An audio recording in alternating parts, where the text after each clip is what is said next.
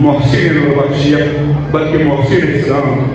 محسن کائنات میں کہ ہم کم نہیں ہے، چونکہ ہم نے سید محمود نوربخش کو صرف نوربخشوں تک محدود کر رکھا ہے نا، ہم نے صرف سید محمود نوربخش کو جو اپنا بنا رکھا ہے۔ وہ تو کہتے ہیں ان اللہ امرنی ان ادخل الاختلاف من بین هذه الامہ، اس نے یہ تو نہیں کہا نا ان اللہ امرنی ان ادخل الاختلاف من بین هذه النوربخشیہ، ان کی نوربخشوں کے درمیان اختلاف کو ختم کرنے کا اللہ تعالیٰ نے مجھے حکم دیا، یہ تو نہیں کہا۔ آج اس ہستی کا فرمان یہ ہے ان اللہ امرنی ان ارفع الاختلاف من بین هذه الامہ، امت محمدی کے درمیان اس قدر اپنی خواہشات کے پیروی کرتے ہوئے امت مسلمہ جس قدر شریعت محمدی کو پامال کیا ہے، شریعت محمدی کو ہم نے چھوڑ دیا ہے، تو اللہ کی طرف سے مجھے حکم ہے کہ اس پر میں بحث کروں تو لمبا جائے گا کہ حکم کسی کہتے ہیں کیسے ہوتا ہے، کس طرح سے ہوتا ہے، اس پر بھی لوگوں نے نقشہ کی ہے، مگر زبردست اس کا جواب ہے موجود ہے۔ وَجَعَلْنَا الشَّرِيعَةَ مِنَ الْأَمْرِ، چونکہ اللہ تعالیٰ نے شریعت کو عمل میں پوشیدہ رکھا ہے، اس لیے سے محمد نوربخش نے بعض والوں نے کہا ہے جب اللہ نے شریعت میں عمل کو پوشیدہ رکھا ہے تو وَيْجِلُ الشَّرِيعَةَ الْمُحَمَّدِيَّةَ كَمَا كَانَ زَمَانِ مِنْ غَيْرِ زِيَادَةٍ أَوْ نُقْصَانٍ، اور اس لیے کہہ دیا چونکہ آپ کا فرمان یہ ہے وَجَعَلْنَا الشَّرِيعَةَ عَلَى الْعَمَلِ، قرآن میں کہہ دیا اللہ نے کہ میں نے شریعت کو عمل میں رکھ دیا، اس لیے سید محمد نوربخش کا فرمان ہے اللہ امرنی، وہی شریعت والا حکم اللہ نے مجھے کر ڈالا، وہ وہی شریعت محمدیہ کما کان من زمان من غیر زیادت او نقصان۔ اس دنیا والوں، امت مسلمہ، امت محمدیہ والوں، سن لو، کان کھول کے سن لو، جو شریعت اللہ نے عمل میں رکھا، اللہ نے مجھے عمل کی، وہ وہی شریعت محمدیہ اور محمد مصطفیٰ کی شریعت کو میں ہو اسی طرح میں بیان کر رہا ہوں، کسی قسم میں اس طرح کی کوئی گنجائش نہیں ہے۔ کما کان فی زمان من غیر زیادت او نقصان، جس طرح شریعت محمد مصطفیٰ کے دور میں چل رہی تھی، جاری و ساری تھی، خدا کی قسم اسی طرح محمد اور شریعت محمدیہ کو میں نے فقہ الاحوت اور اصول اعتقادیہ میں نے بیان کر رہا۔ ایسی بات نہیں ہے حضور، سید محمد نوربخش ہنسی ہوئے آپ کا کہتا ہے احمد آپ کو اصول اعتقادیہ آپ کا دعوت ایسی رسول کی نہیں ہے،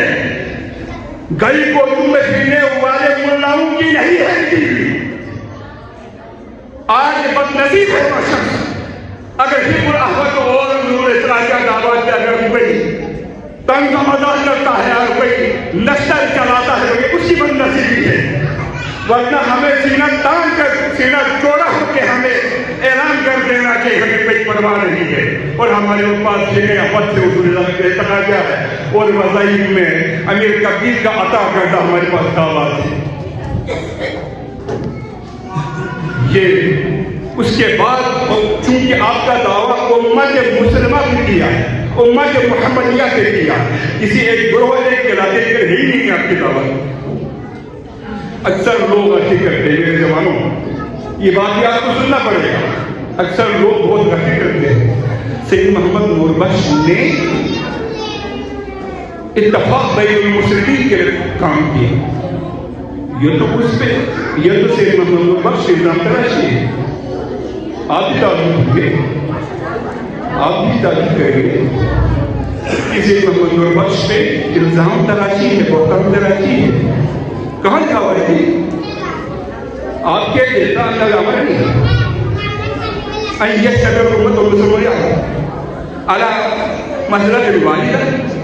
علی مسئلہ کی واحدہ علی جگہ کی واحدہ، فکر یہ کہ دیتا نا مجھے اللہ نے حکم دیا ہے کہ تمام مسلمانوں کو ایک ہی جگہ پہ ایک ہی مسئلہ پہ ایک ہی دیتا کی اتحاد پہ جمع کرے، لکھا ہوا ہے یہی، کہا ہوا ہے یہی، یہ کہتے ہیں ارفال اختلاف، میں تو رفع اختلاف کا مالک ہوں، جمع الامت کا میں مالک نہیں ہوں۔ اگر پوری امت مسلمہ ایک ناجائز حرام کام پہ جمع ہو جائے تو کیا ایک ناجائز چیز پہ جمع ہو جائے تو اس کو بھی ہم سے کہیں گے، ہرگز ایسا نہیں ہوگا۔ تو سید محمد نور بخش رحمۃ اللہ علیہ نے رفع اختلاف کیا ہے، اتحاد بین المسلمین کا نعرہ اندر کہیں نہیں لگا ہے۔ جو رفع اختلاف کا مالک ہو وہ جمع امت کا داعی کیسے بن سکتا ہے؟ خدا کے لیے سید محمد نور بخش کو سمجھ لے تو نہیں آگے سمجھ میں تو ہم سے پوچھ لو۔ ایک چیز جب بات نکل آئی تو میں اور بات پوچھوں،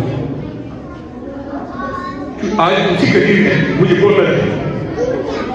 تو لہذا دوسری چیز یہ ہمارے علماء کی اور ہمارے عوام کی اور ہمارے خواص کی یہ کہتے نہیں تھکتے ہیں کہ مجتہد اعظم سید محمد نور بخش خدا کی قسم اس کی توہین کرتا ہے۔ میں مسجد کے ممبر سے قسم کر کے بول رہا ہوں، اس کی توہین کرتا ہوں۔ سید محمد نور بخش کی بےعزتی مت کرو۔ اگر کوئی PhD پاس کیا ہوا ہولڈر کو آپ کہیں فلاں شخص پرامنے پاس ہے جی، کوئی کہتے آپ سے تعارف میں کوئی بندہ ہو PhD کوئی ڈاکٹر آئے آپ کے سامنے تو آپ کہیں یہ اس نے پرامنے پڑھا ہوا ہے جی، وہ آپ کو چھوڑ دے یا آپ اس کی توہین کر رہے ہیں، اس کی توہین ہو رہے نا یار۔ پرائمری پاس کہاں ہوئی، باقی پاس کہاں اور PhD ہولڈر کہاں؟ تو آپ پوچھ سکتے ہیں آپ کیسے کہہ رہے ہیں؟ میں اسے کہہ رہا ہوں ولی مرشد بننے کے لیے مرشد کا تمام کم و بیش 21 صفات میں سے مجتہد کا ہونا ہر طرح ادنا ہے۔ فقہ بول کے دیکھو ذرا، باب الجہاد میرے جوان جو پڑھی تھے یہ علوم تشریف رکھتے ہیں خدا کے لیے، کیونکہ ان تمام پہ شرح کرنا تفسیر کرنا وقت وہ کم ہے۔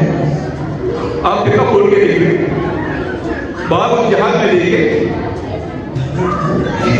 مجتہد فی الشریعہ، مرشد ہونے کے لیے، مرشد بننے کے لیے شرعی علوم میں مجتہد کا ہونا۔ باقی ولی مکمل سیادت المعاینۃ فی اللاہوت والجبروت والملکوت والمشاہدۃ، وہ سارے چھوڑے، وہ سارے مرشد کی صفات میں آتے ہیں، ان سب کو چھوڑے اور شریعت میں مجتہد کا ہونا۔ ووجاہد فی اخذ البیعۃ من مرشد کامل ھکذا یجب مسلسلا براہ انتہائی مراد براہ انتظامی کے رسول اللہ۔ آج یہ بات آپ کو بہت عجیب ہے کیونکہ میرا دل تنگ تھا یاد کہ وقتوں پر میں کس زبان سے سمجھاؤں، کیسے کس الفاظ میں، اس لیے میں یہ بات کہہ رہا ہوں۔